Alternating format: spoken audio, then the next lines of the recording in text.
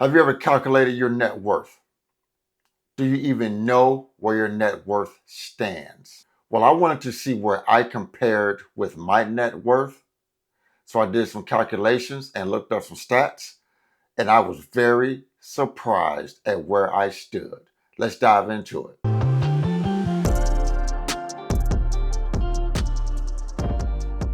Hey guys, welcome to the channel.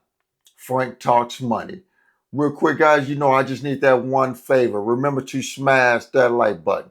The more likes the video receives, the more the algorithm will share the video with the more like-minded people like you and me.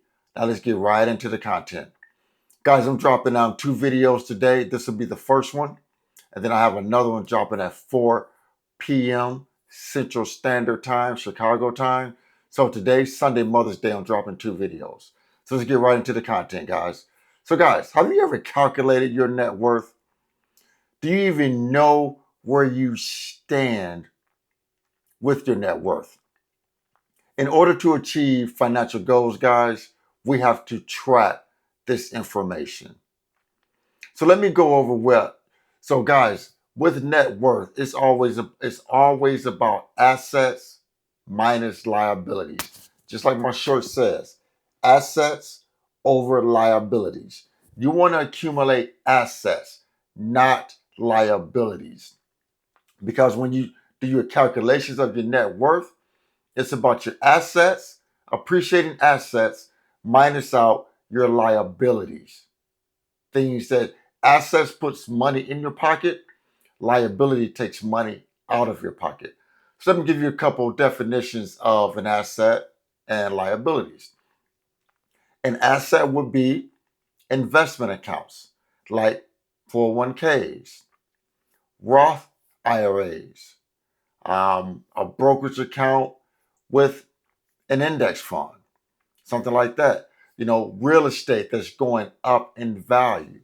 Those are assets. A business is an asset because it's putting money in your pocket. And then once you pay your expenses, hopefully you're making a profit. Now let's talk about liabilities.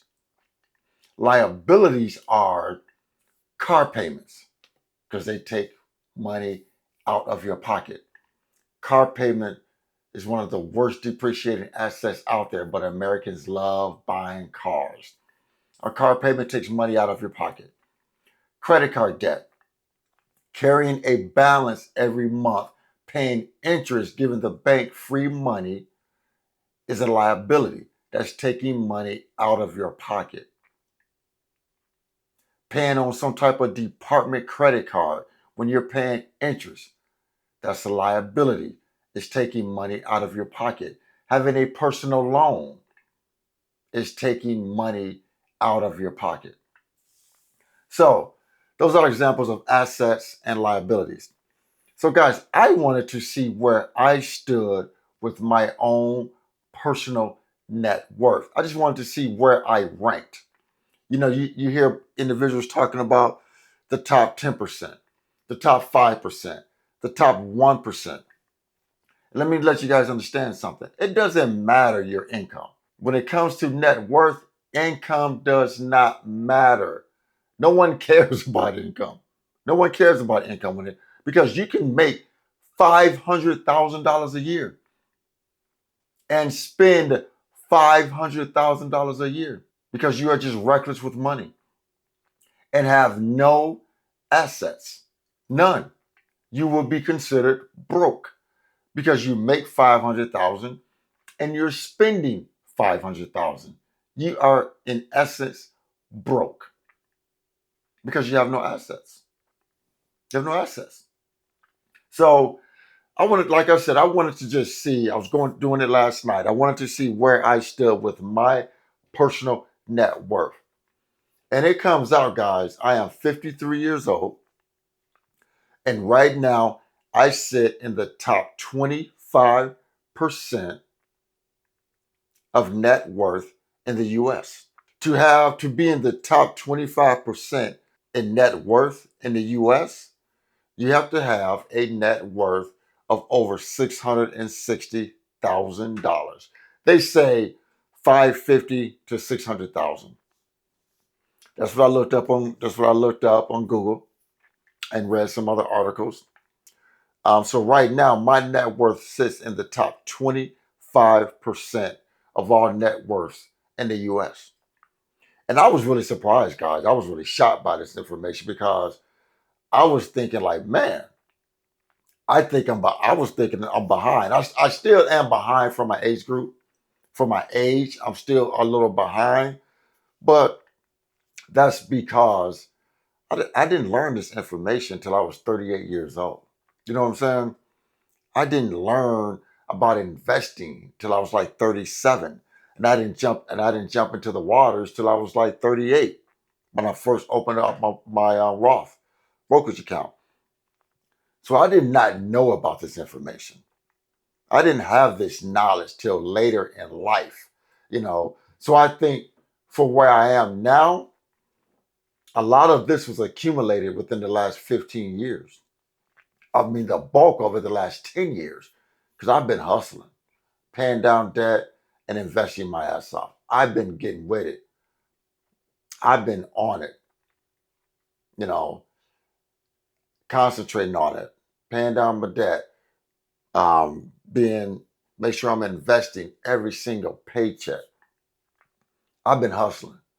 I've been grinding to get my money up, to get my net worth up.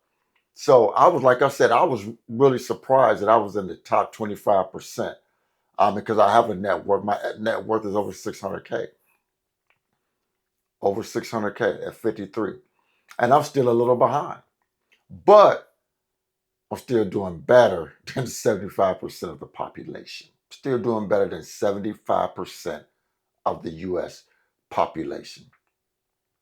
So, what will put you in the top 10% in net worth? The top 10% of net worth in the U.S., you have to have $1 to $3 million net worth. That puts you in the top 10%. And guys, I want to also, depending on where you live, it could be a little bit more, because I know someone is going to say that. Oh, that depends on where you live. Okay. So the article did say that it could screw a little bit. And you may need a little bit more depending on where you live, what region you live in the country. If you live in California, you probably need a little bit more. Live in New York, you probably need a little bit more. Probably live in Illinois, Chicago area, you probably need a little bit more. You live in Florida, you may need a little bit more. So depending on where you live, yes, you will probably need a little bit more. But we're talking about on average, okay?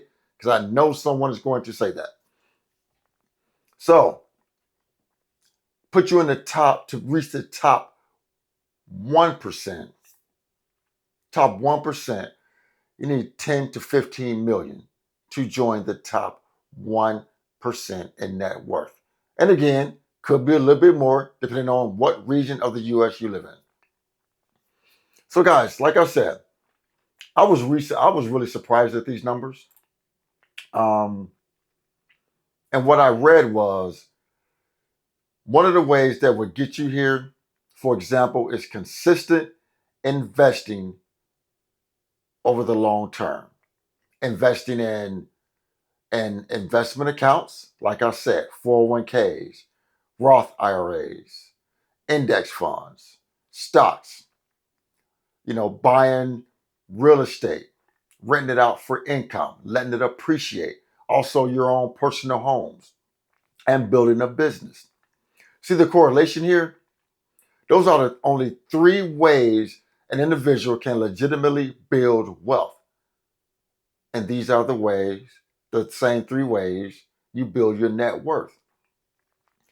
Real estate, buying real estate for income, letting it appreciate over time, investing for the long term, and building a business. See the correlation there? The same exact way you get wealth, build wealth, is the same exact ways you build your net worth. So, guys, yeah, I just wanted to pass this information on to you guys.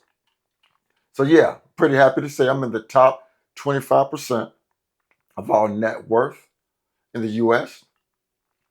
And I will be in the top 10% by the time I'm 60. By the time I'm 58, I'm 53. My 401k and my Roth should be doubling again within the next 2 to 3 years. So I'll be in the top 10% by the time say, I'm 53, 57 to 60, depending on how the stock market does. Because I'm not into real estate. That's just not my thing. I don't buy real estate. I got my own primary home, but that's it. I'm not enamored by real estate. I don't want to get involved with real estate. So I'm just an investor. I love investing. That's my thing. And you can have some real estate investors out there that may be their thing for wealth, and that's okay. Everybody has their thing of what they like to do. Investing is my thing. So hopefully, as long as I keep my investments growing, maybe because I'm going to spend a lot of my money, so I don't know if I'm going to reach the top 1%, but I would definitely reach the top 10% of our net worth um, individuals. So, guys, please remember to like this video, share the video, and most important, please consider subscribing to my YouTube channel, Frank Talks Money. And let me just say, any of my lady listeners, happy Mother's Day to you guys. Enjoy your Mother's Day. Guys, and with that, remember, financial decisions you make today will impact your financial life tomorrow. Thanks for tuning in. Frank Talks Money. I'm out here.